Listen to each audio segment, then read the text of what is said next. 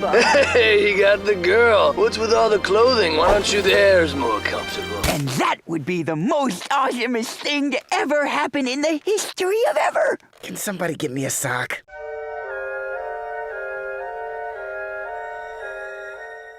Battlefront 2 made two cardinal sins when it first came out in the year of our Lord 2017. First was that it was called Battlefront 2 and not Battlefront 4. And second was that it was filled with a level of microtransactional greed that would make Jabba the Hutt blush. I remember the kicker being that it would take 40 hours to unlock Darth Vader, or you could buy him in the game that you already spent real world money on. So notorious was this microtransaction infestation, it took gamers almost 6 years to notice that EA patched them out. But when they noticed, oh boy. The 8-year-old game hitting its all-time peak on Steam last week. So I dusted off my copy after a 5-year hiatus and got absolutely stomped for a week.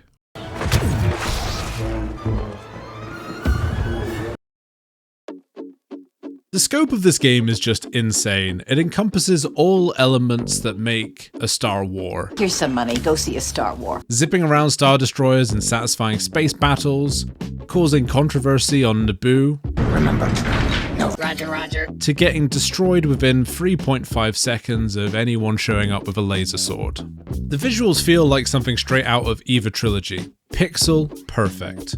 The sounds are soundy, the droids are sassy, and every musical sting just hits. Even 8 years after launch, the graphics hold up perfectly. It's almost as though we stagnated graphically for the past decade, and game developers should really focus on gameplay over, I don't know, making sure Series Horse in Witcher 4 has all the muscles in the right place. Just a thought. It really goes to show you that despite Disney's best efforts, the Star Wars IP isn't dead yet, and can still turn that nostalgia dial up to 11. This game feels so seeped in the movies that every moment of action is underpinned by like a decade of good memories. I'm just glad this was made 8 years ago and not today, otherwise we'd have some sort of Baby Yoda mode crammed in there.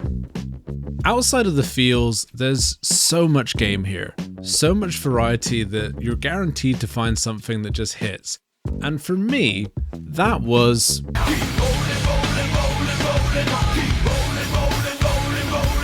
yes, Droidikas, or as Obi-Wan calls them, destroyers, like an absolute tube. The game calls them enforcers, something? I worry about calling them Droidikas, if I'm honest, seeing as everyone else wants to call it something else. Knowing what I know about prequel-era George Lucas, Droidika is probably some long-forgotten slur. This just suits my ideal playstyle perfectly. I'm not going to be making plays with my reflexes, but I love the art of the flank. Sonic the Hedgehogging my way around the edge of the map and popping up behind the enemy sat on the objective. There's no better feeling than turning the tide with a bit of misdirection and chaos. Had enough of ground combat? There's a whole space combat system to get stuck into here as well. It's one of those games that feels like there's so much going on, it's like 3 games stuffed into one. But almost a decade after launch, the same problems persist from when I first played Battlefront 2 all those years ago. And the second I noticed them, all those bad memories came flooding back. There's 2 main issues here: matchmaking and a group of people I will refer to as hero perverts. Matchmaking is just so god-awful, holy shit. Between quick play, sometimes putting you into a co-op mission, long unnecessary stretches of downtime between games, and then when you're in a game, the team balance is non-existent. Prepare to steamroll or be steamrolled, there is no in-between. Some sort of MMR to stop this and get the teams balanced, and some more casual servers would be awesome. Getting clapped out of nowhere or just beating your head against a wall with an enemy that's superior becomes tedious fast. The first few hours back in the game and I was just happy to be there, but this wore me down over time and was what eventually caused me to just put the game back down.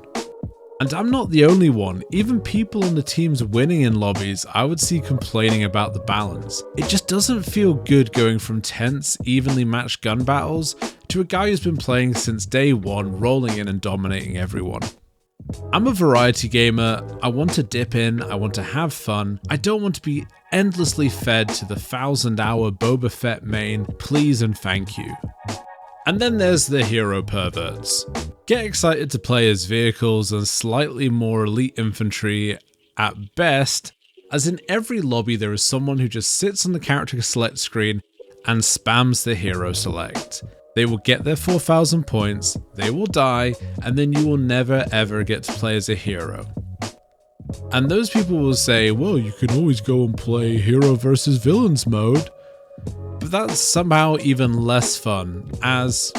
And when everyone's super... No one will be. You want that feeling of leading a charge on an objective, lightsaber in hand, not 5-on-5 duels with other heroes. Some sort of queue system for this with an instant switch out when unlocked would make this so much more enjoyable and give everyone who earns it a go at playing as a hero. As previously mentioned, I'm a flanker boyo, and most of the maps accommodate special snowflakes just like me, but oh my god, the Salt Flats map from the sequel film trilogy thing? It looks cool, it feels cool, it plays horribly. In fact, the third point here should really be map balance. When a really well matched and balanced control point map gives way to an assault or defense mission, which is wildly different depending on the faction you're playing as, that sucks. Just have the same map but reskinned per faction. Literally, the easy, less effort way would have been better than what they did. So for me, it's nice to hop back into Battlefront for a few days, but I can't set up shop here. I can't live here, I can't stay here. The good is delicious, divine, but the rotten systems here absolutely ruin it, and it's such a shame. It's like a perfectly baked apple pie, sweet filling, buttery pastry, and then someone comes along and takes a shit directly in the middle of it. There's only so long you can eat around that shit before you decide to go eat another apple pie. Or in my case, oh my god, how many hours have I been putting into Dune Awakening?